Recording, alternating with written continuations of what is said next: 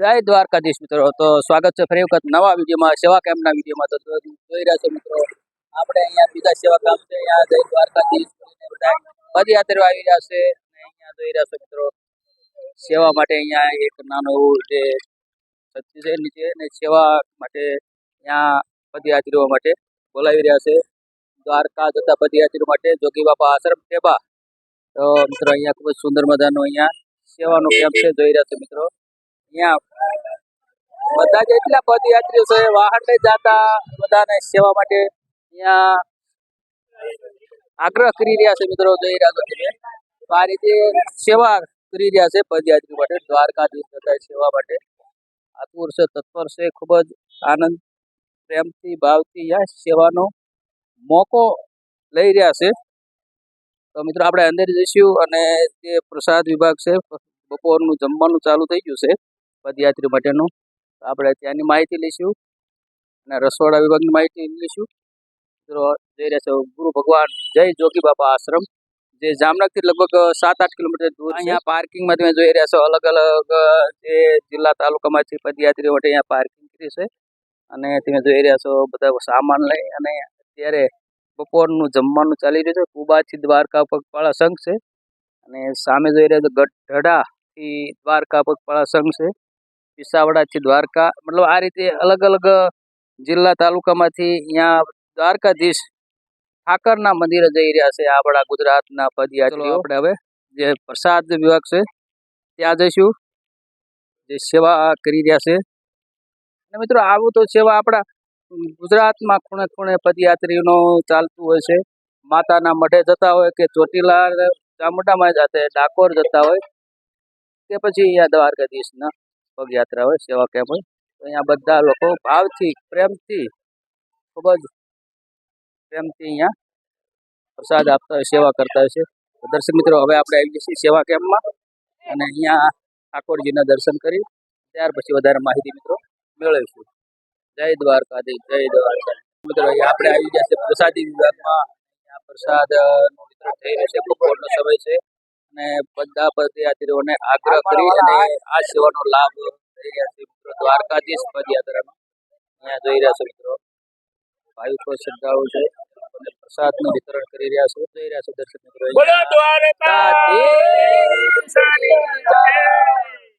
જોઈ રહ્યા છો મિત્રો, જે દ્વારકા પદયાત્રા જતા પદયાત્રીઓને ખૂબ જ ભાવથી પ્રેમથી આગ્રહ કરી અને આ સેવાનો લાભ લઈ રહ્યા છે.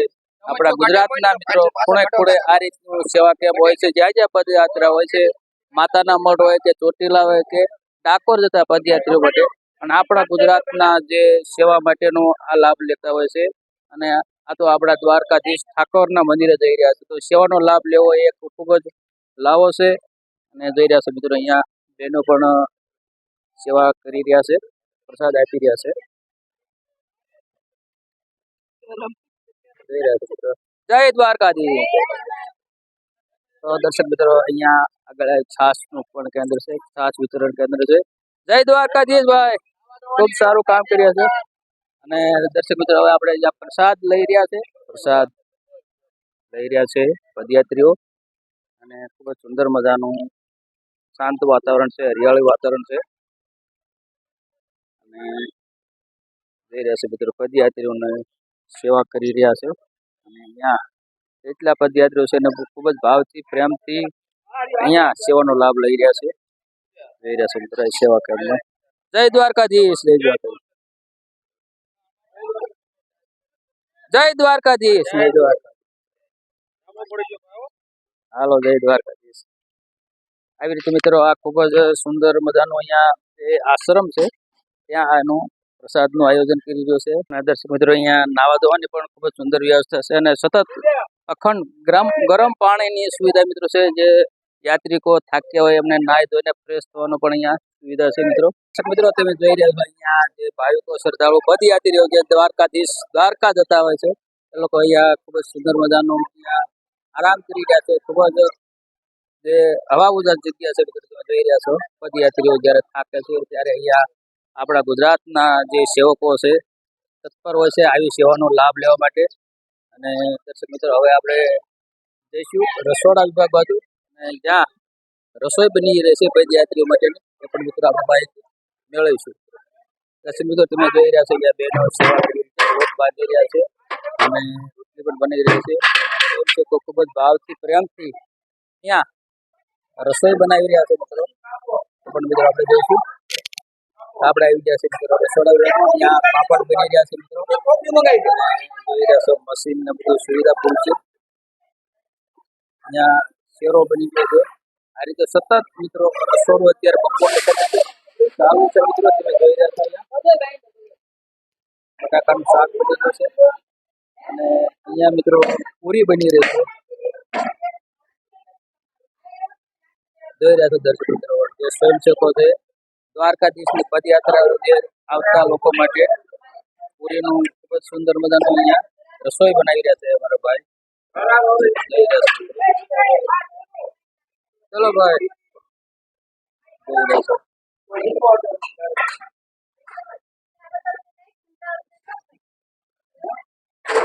બેનો રોટલી બનાવી રહ્યા છે.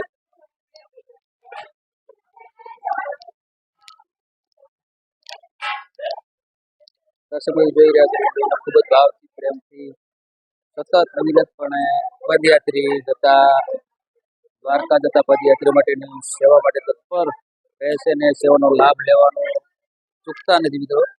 ખૂબ જ સુંદર મજાનું અહીંયા ભાવ ભક્તિમય વાતાવરણ જોવા મળી રહ્યું છે.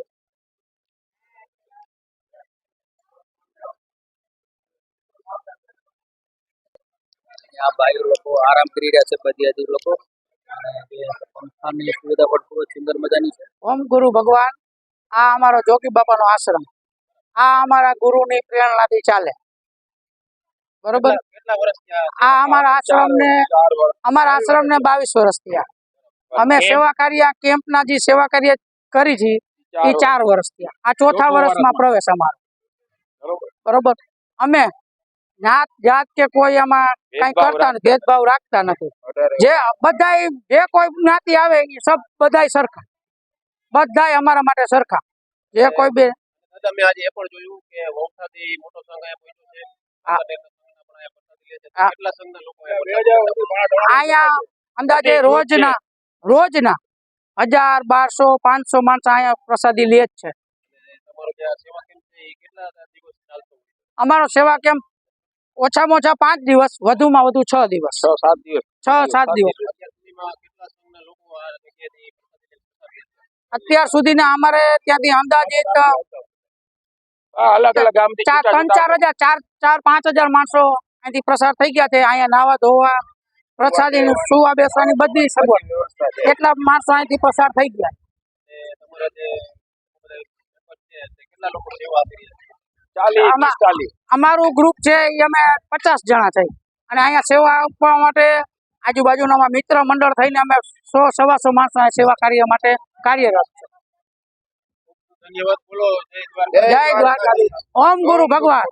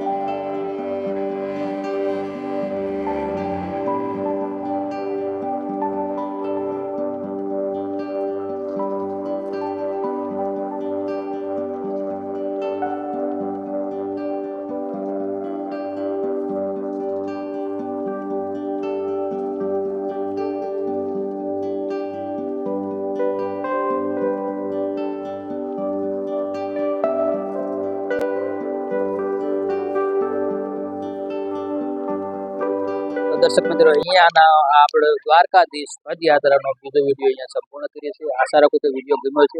જે મિત્રો નવા છે એ સબસ્ક્રાઈબ કરી લે જેથી કરીને તમને મિત્રો આ વિડીયો કન્ટિન્યુ મળતા રહે અને અહીંયા આપણે કમેન્ટમાં લખવાનું ભૂલતા નહીં મિત્રો.